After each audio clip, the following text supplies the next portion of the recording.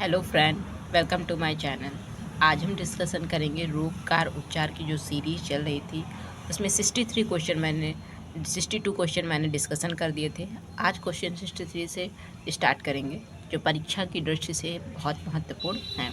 Question है कि कौन सा रोग आँख की ऑप्टिकल तंत्रिका को क्षति पहुँचाता है तथा दृष्टिहानि और अंधेपन का कारण बनता है और जो आँखों के अंदर सामान्य द्रव दाब के धीरे धीरे बढ़ने से होता है।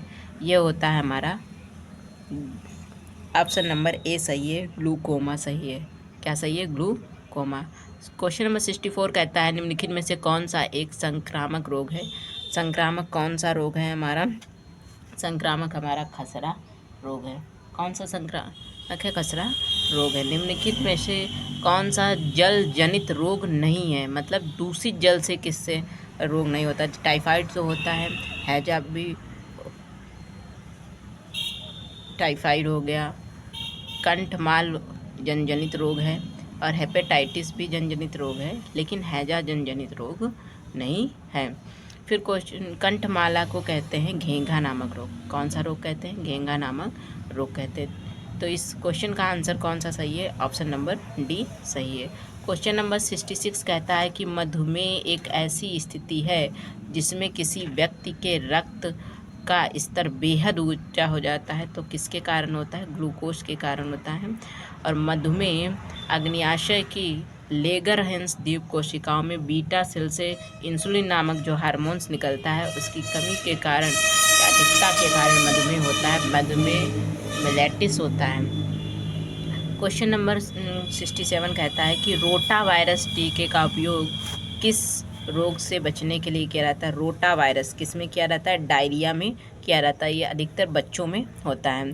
क्वेश्चन नंबर 68 कहता है कि किसकी कमी के कारण पैलाग्रा नामक रोग होता है? तो पैलाग्रा रोग किसके कारण होता है? विटामिन B3 नियासिन की कमी के कारण पैलाग्रा रोग होता है। क्वेश्चन नंबर 69 कहता है कि निम्नलिखित में से विडाल परीक्षण से किसे पता लगाया जाता है? जैसे एलिशा परीक्षण से एड्स का पता लगाया जाता है, उसी प्रकार विडाल परीक्षण से टाइफाइड बुखार का पता लगाया जाता है। क्वेश्चन नंबर 70 कहता है होमोफोबिया का डर। फोबिया का मतलब होता है डरना। जैसे होमो का मतलब क्या हो गया? रक्त।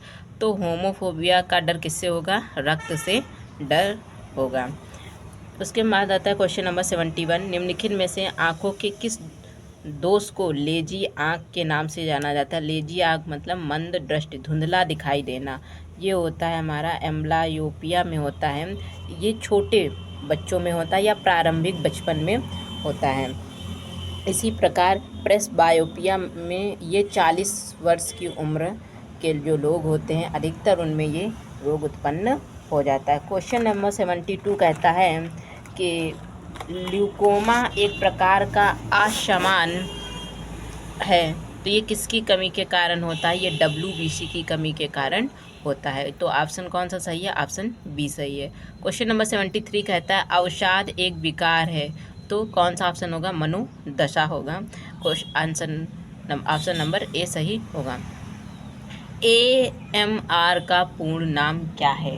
AMR का पूर्ण नाम है anti microbial resistance.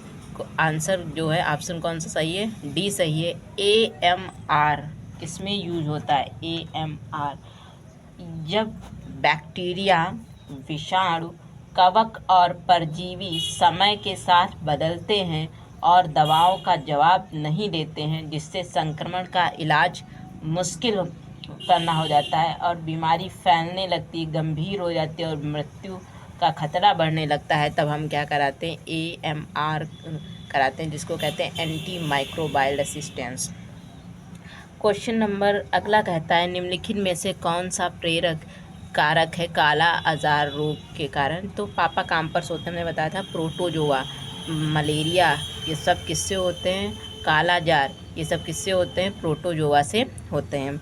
Question number 76 कहता है कि पेप्टिक अल्सर के लिए कौन सा जीवाणु जिम्मेदार है? तो हेलिकोबैक्टर पाइलोरी जीवाणु इसका जिम्मेदार है और ये इसमें पेट के अंदर अंदरूनी सूजन आ जाती है। फिर आता है क्वेश्चन नंबर 77, बहु औषध चिकित्सा किसके संक्रमण से होती? तो कोढ़ के कारण होती। इस कोढ़ इसमें अंग खराब होकर टूट कर नीचे गिरने लगते हैं। अस्पताल में निम्नलिखित में से कैथ लैब किसके लिए होती है? कैथ लैब होती है कार्डियोलॉजी विभाग के लिए होती है। क्वेश्चन नंबर 79 कहता है नेफोस्कोप किसके लिए प्रयोग किया जाता है? ये पूछते हैं। तो बादलों की ऊंचाई, दिशा, वेग को मापने का उपकरण है क्या? नेफोस्कोप। इसके आविष्कारक कौन है? कार्ल गॉटफ्रीड फाइनमैन या लुइस वेशन है। फिर दूसरा आता है हमारा पाइरिजियोमीटर। क्या होता है? पाइरिजियोमीटर में वायुमंडल के अवरक्त जो किरणें होती, स्पेक्ट्रम, उनको मापा जाता है।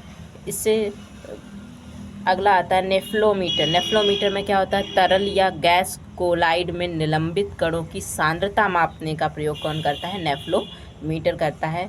और वेंचुरियोमीटर किस में प्रयोग किया जाता है? पाइप के माध्यम से द्रव की गति तथा प्रवाह की गति को मापा जाता है। किससे मापा जाता है? वेंचुरीमीटर के द्वारा मापा जाता है। ये हमारे क्वेश्चन थे जो बहुत ज़्यादा पूछे जाते हैं। Thank you for watching.